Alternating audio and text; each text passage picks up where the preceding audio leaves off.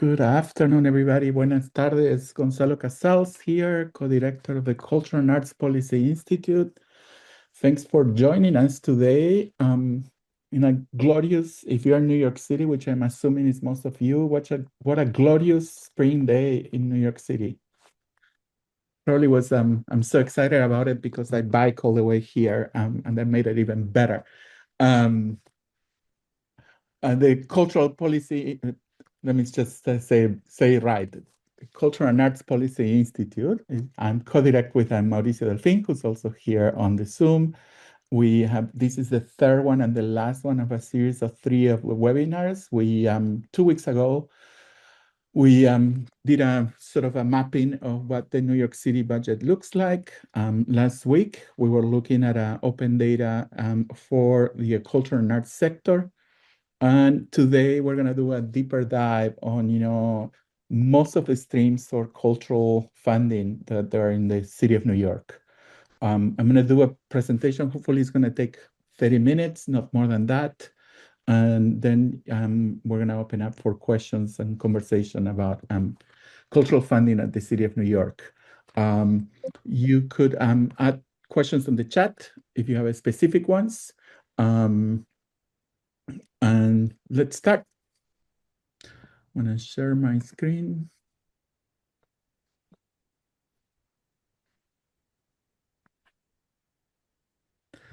Great. Let me just move this so I can see.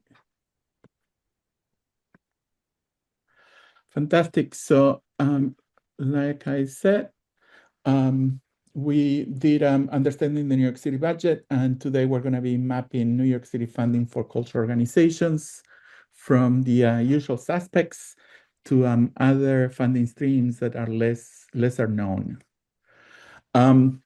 Why do we think it's important for all of us to understand how the New York City budget works? Well, there's a few reasons, right? And they had nothing to do with, the main concern that many of you have, which is raise money for your organization. It's the New York City budget is the city's clearest policy document. It shows where the New York values are, what is being funded, and who's left behind, right? It's a series of choices. It's a tool for advocacy, how we can fight for your community. If you don't know, where the money is allocated. It's a tool for oversight, right? How we can track whether the government spending, where, they have promised.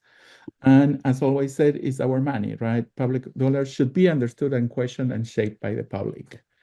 I'm going to be talking about fiscal year 26 and moving a little bit between 26 and 25, depending on the information that we have. For this current fiscal year, the adopted budget in July was, for the whole city, of course, was $115 billion, right? What does it mean for us in arts and culture? This chart that you look here, it looks at, how many dollars per each set of $100 the city spent, how many dollars, where the dollars go, right? So with the biggest, probably one of the biggest expenses is education, right? $31 go to education. And if you go all the way down, you have 2 main areas in which arts and culture are supported through the city. 44 cents for every $100 go to the libraries, and 25 cents go to cultural and arts if we only look at the budget of the Department of Cultural Affairs, where we're going to sort of try to open up a little bit, the understanding of what funding culture and arts looks like at the city, but going beyond DCLA. Let's start with DCLA, which is the lowest hanging fruit, in which most of you know. When you look at public documents, either created by the Office of Management and Budget of the administration or the New York City Council, when they do oversight of the city budget, they sort of slice the budget of DCLA in 2 ways. The first one is they look at, what the city calls personal services versus other than personal services, right? Basically, how much money goes to pay people to do the work and how much money goes to pay for operations or services, right, that that agency provides. For DCLA, again, the budget of the current budget is a little under $300 million. Out of those $300 million, $6.5 million go to personal services, paying people, right? DCLA has headcount, which is the amount of people that works for the agency, of 58. That doesn't mean that everybody, all those positions are filled, but in the budget, they can hire up to 58 people. And then the rest, which is, as you can see on the cards here, almost 98% of the budget and goes to other than personal services. And that is mostly money that goes out to support cultural organizations. The other way that you could slice the cake is in program areas. The budget of DCLA has sort of three main program areas: the Office of the Commissioner, which is almost a catch-all for smaller projects, the expenses for materials for the arts, some of the work that the public art program, and other agency initiatives would fall into that. Then you have what's called cultural programs. Many of us call it the CDF, or the Cultural Development Fund. That's the budget. And then what we call the cultural institutions, so cultural institutions group, CIGs, with 61% of the budget. You're going to notice, if you do the math of these three areas, you're going to be missing like $6 million, because what is charged to the Office of the Commissioner is that $6.5 million that the city pays for employees. Now, how these areas get broken down, when you look at the budget for cultural institutional groups, and just I want to again call attention that these specific numbers now we move to FY25, because those are the numbers that we have available for the breakdown of this budget line item.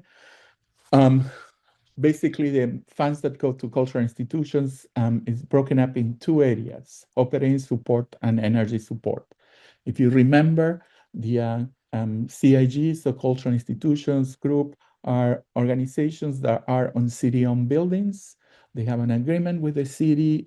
You put the building and support, energy support and some operating support, and we do the rest. And together in this beautiful public-private partnership, we serve New Yorkers and anybody else that visits the city, right? So the energy support is reimbursable.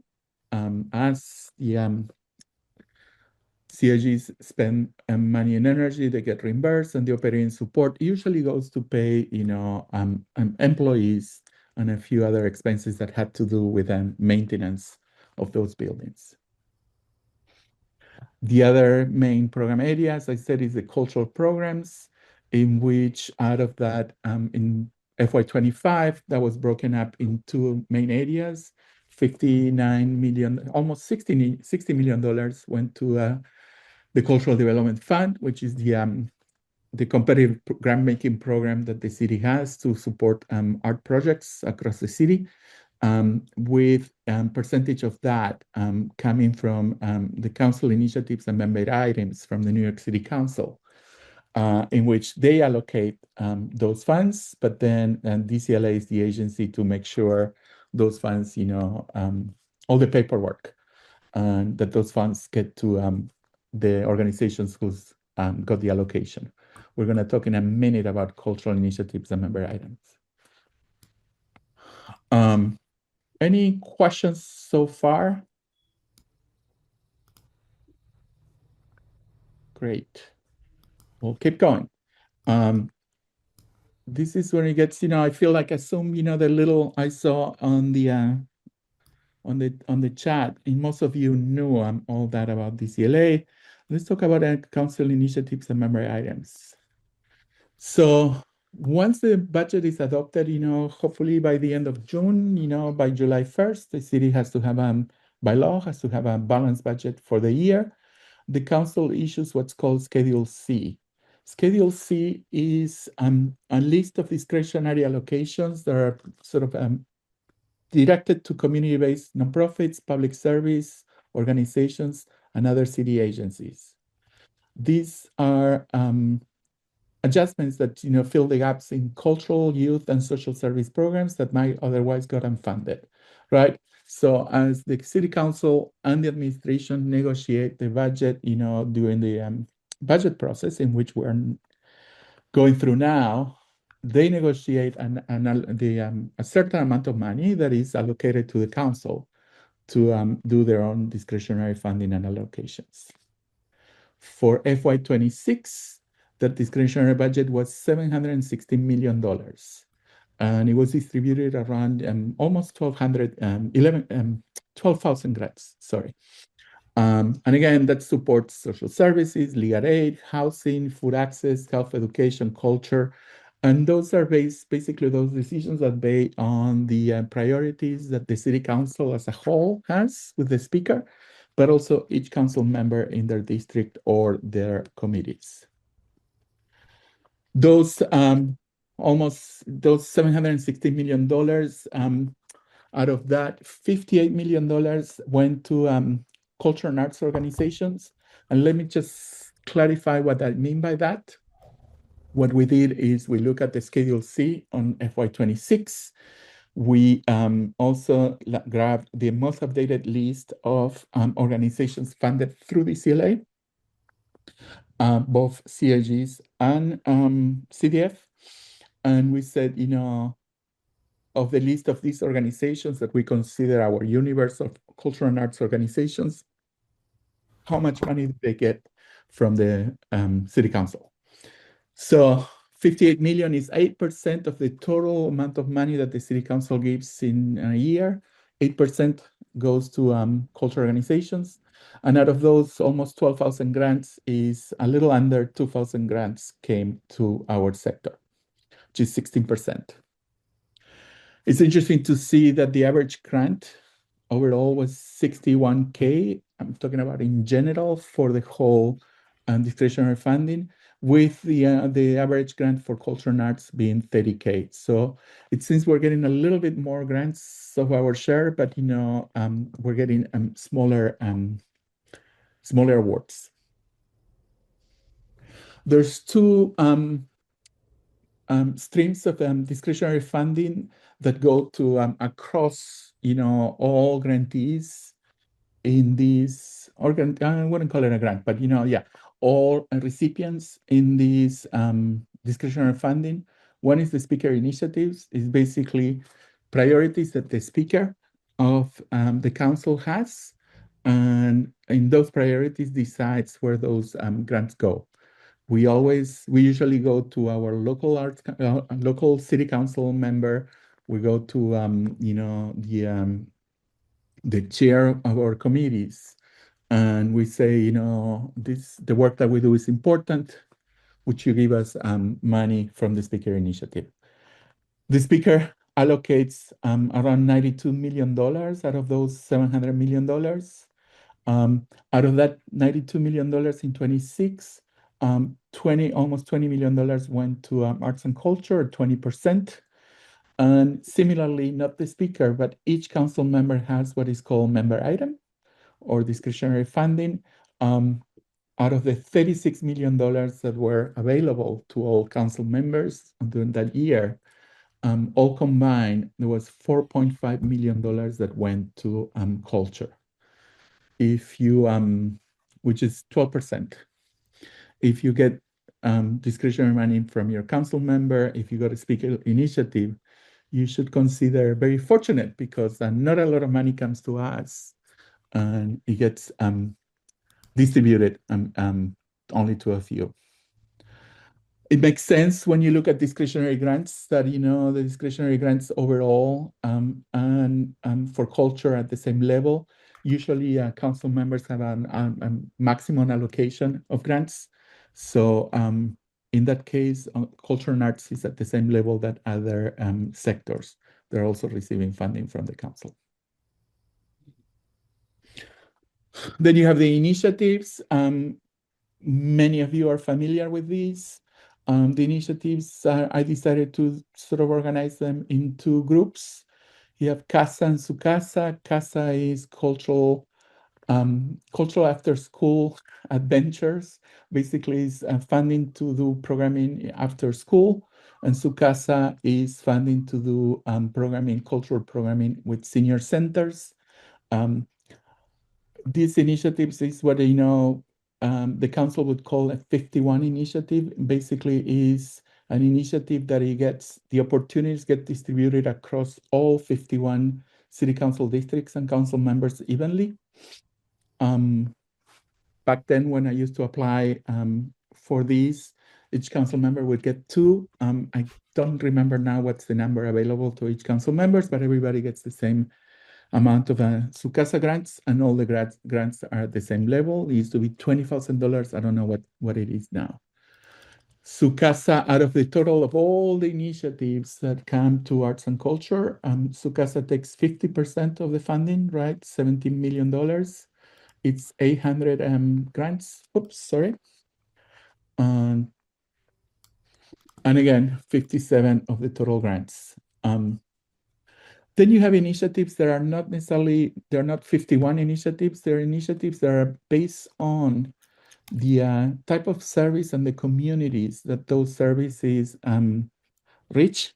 So not every council member has access to these, and they're usually designated as an overall thing. Cultural Immigrant Initiative is for programming done by cultural organizations working with immigrant communities. The Coalition of Theaters of Colors, that everybody knows, basically is a coalition of theaters with leadership and serving BIPOC communities. And the Ghetto Film School Accelerator, which is a tiny little initiative.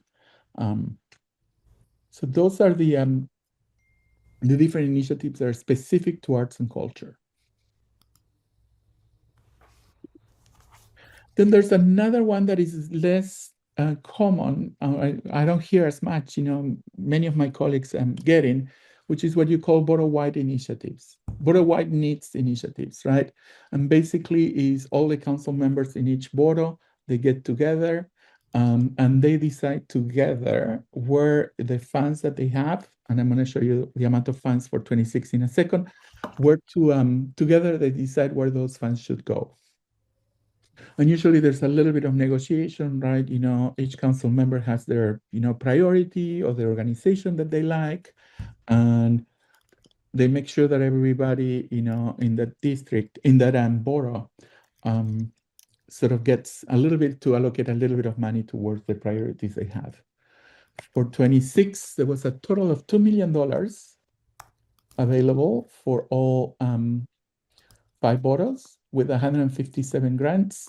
And you have the breakdown by borough here to the right with, Brooklyn, Queens, Manhattan, Bronx, and Staten Island getting different amount of money, but also different amount of grants. What Brooklyn gets a little bit more money than Queens. Queens gets to distribute it in larger grants, right? Just to get an idea.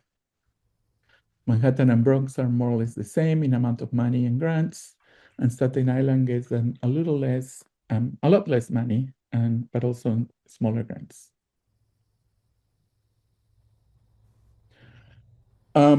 The other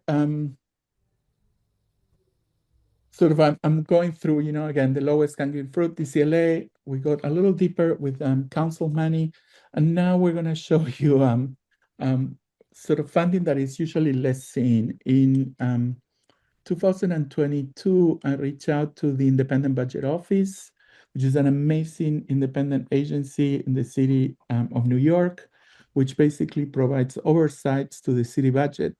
And one of them provides a lot of resources, but also one can go and ask questions. And I had a question that nobody could answer, and I reached out to IBO, and Arden and Brewster and the folks on IBO got really excited about that question. And my question was, well, we know how much money the city of New York spends on libraries. We know how much money the city of New York spends, through DCLA. We don't know, at least I didn't know at that point, how much money in total the city of New York spent in arts and culture. IBO got equally curious as myself, and they put a report together. It was called Money, Money, Money, identifying the New York City payments for cultural nonprofits organizations in New York City.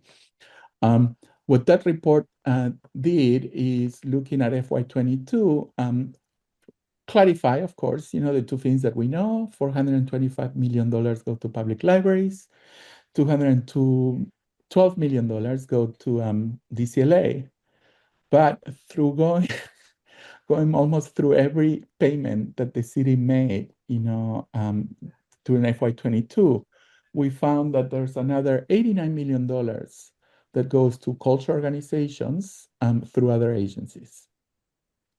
Just for context, right? If you look at CDF, which is a competitive program and grant-making program for the city, is usually around $50 million, right?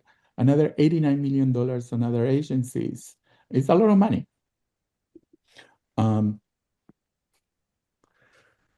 So they went a little deeper, and of course, we know how much each library system gets. The New York Public Library, supporting not only Manhattan, but also Staten Island and Bronx, Brooklyn, Queensboro Library, and the research libraries. We know DCLA. But then, how does that $89 million get was distributed that year?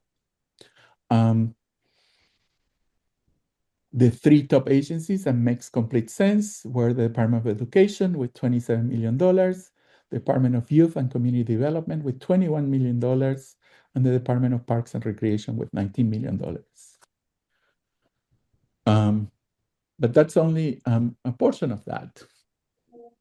Then, you have the Office of Technology and Innovation, Social Services, Department of Aging, Probation, Children's Services, Health and Mental Hygiene, City Administrative Services, the Police Department, right? As other agencies are spending considerable amount of money on cultural organizations through contracts. These are not grants, right? And then, you can go even deeper with, borough presidents, city operations, like the Board of Election, of the City Council, Human Services, and of course, transportation, sanitation, and you name it. What I love about this is, I'm going to make a parenthesis. I'm doing this presentation from the Entertainment Community Fund because we have a meeting later, and the guests to the meeting are coming in and they're starting to say hi, so I need to say hi. Sorry for that. What I love about this is not only that sheds light to, again, considerable amount of funding that is available for cultural organizations through other agencies, but also this slide, and I'm spending a lot of time here because this is the proof, right, of how arts and culture is part of every aspect of the city, right? If you have agencies like probation, right, like the police department, like environmental protection, right, corrections, spending money in arts and culture, is because we are doing something right, and they know that we have an impact in different aspects of the city. Who receives those funds, right? IBO decided to look at different aspects of, different areas of the sector. A good chunk of that goes to zoos and botanical gardens, right? Some of that go to what we call intermediaries or service organizations, right, that do regranting. And a lot of, some of that also goes to general arts, entertainment, and recreation. How it gets broken down by boroughs, right? Manhattan taking the lead, probably because there's a larger concentration of our culture organizations in Manhattan. Brooklyn the same. What's interesting in Orange is one would expect that the Bronx, Queens, and Staten Island would be at the same level. But if you pay attention to the prior slide, which zoos and botanical gardens get a big chunk of these funds. And with the botanical gardens and the New York Botanical Gardens and the New York Zoo both being in the Bronx, I think that's what makes a little bit, that outlier information there.